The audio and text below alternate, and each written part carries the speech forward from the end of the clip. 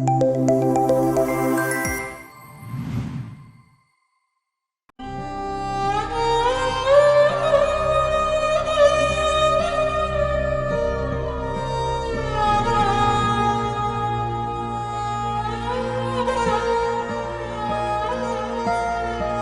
পাই ব্যবহার না পাই চলবি, মানে এমন অবস্থা যে একটা লেফটিন দিবেন তারও জায়গা নেই, যে কি অবস্থাতে দেখলেন। এই জন্য মনের দুঃখ মনের ধরি বেড়াই, যে দুঃখ প্রকাশ করিয়ে যদি গলাত ফাঁসি দিয়ে মরি, নিজের মরণ নিজের শেষ করি কষ্ট ঠেলায়। আরও অর্ধেক বাচ্চা কাচ্চা আছে, এগুলো কাই দেখবে। জীবন নামের এই গল্পে কেবলই হারিয়ে ফেলার নির্মম বাস্তবতা। কুড়িগ্রামের ভোগডাঙ্গার অর্ধশত বছর বয়সী রেজিয়া বেগম উত্তাল ধরলায় হারিয়েছেন ভিটে মাটি, সংসারের মায়া, বেঁচে থাকার শেষ সম্বল ৬ শতক জমিটুকুও। নিজের জীবন বাঁচাও খুব ধকর্ম করলে, অনেক কষ্টের জীবন বাবা। এত কিছুর পরেও সেই ধরলার তীরেই নতুন জীবনের স্বপ্ন বুনে যাচ্ছেন কেবলমাত্র বেঁচে থাকার বাস্তবতায়। ধরলাপাড়ের এমন গল্প কেবল কুড়িগ্রামেই সীমাবদ্ধ নেই, জানা অজানায় ছড়িয়ে আছে নদীমাতৃক বাংলাদেশের প্রতিটি আনাচে কানাচে, যারা প্রতি বছর বন্যাসহ নানা দুর্যোগে হারান ফসলি জমি, গবাদি পশু, স্বাভাবিক জীবন।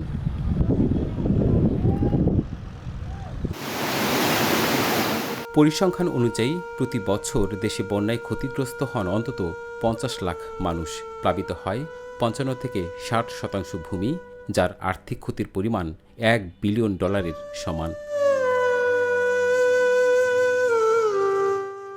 অন্যদিকে গেল কয়েক দশকের বন্যা অভিজ্ঞতায় দেখা যায় এ সময় মানুষের খাদ্য সহযোগিতার চেয়ে বেশি দরকার নিরাপদ আশ্রয়ের, অথচ বন্যাপ্রবণ এলাকায় এখনও নেই প্রয়োজনের তুলনায় দুর্যোগ আশ্রয় কেন্দ্র।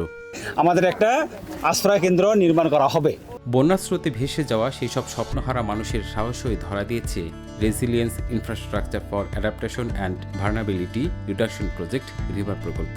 বিশ্বব্যাংকের অর্থায়নে এই প্রকল্প বাস্তবায়ন করছে স্থানীয় সরকার প্রকৌশল অধিদপ্তর। দেশের প্রধানতম নদী তিস্তা, যমুনা, পদ্মা আর সুরমার পাড় ঘেঁষা বন্যার শিকার 14 জেলার 78টি উপজেলার 298টি ইউনিয়নে এই প্রকল্পের আওতায় নির্মাণ হচ্ছে বহুমুখী দুর্যোগ আশ্রয় কেন্দ্র।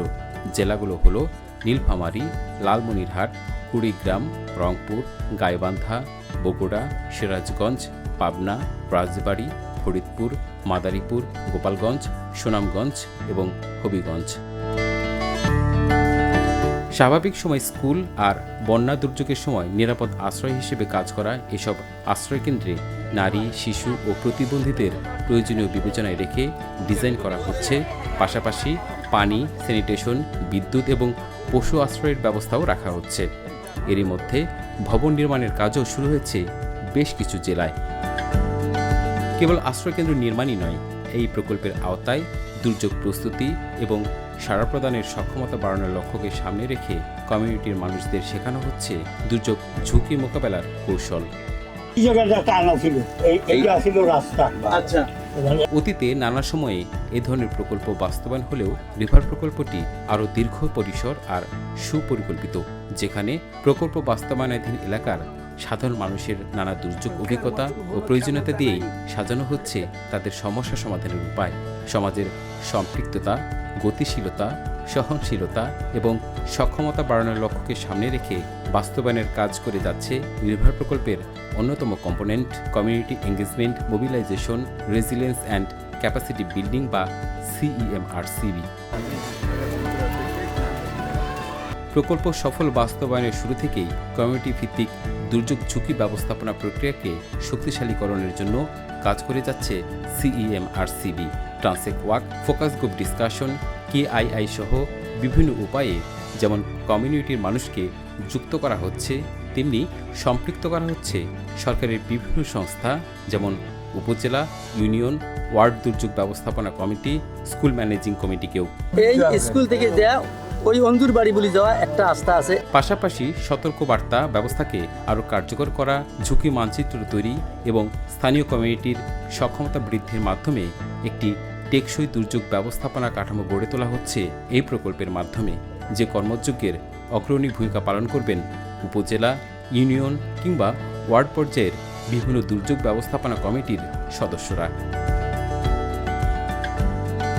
প্রকল্প সম্পূর্ণরূপে বাস্তবায়নের পর এর দেখভাল করার দায়িত্বে থাকবেন নির্দিষ্ট এলাকার সুবিধাভোগীরা। আর এজন্য প্রতিটি কমিউনিটিতে গঠন করা হয়েছে নারী পুরুষের সমান অংশগ্রহণে 15 সদস্যের স্বেচ্ছাসেবক দল।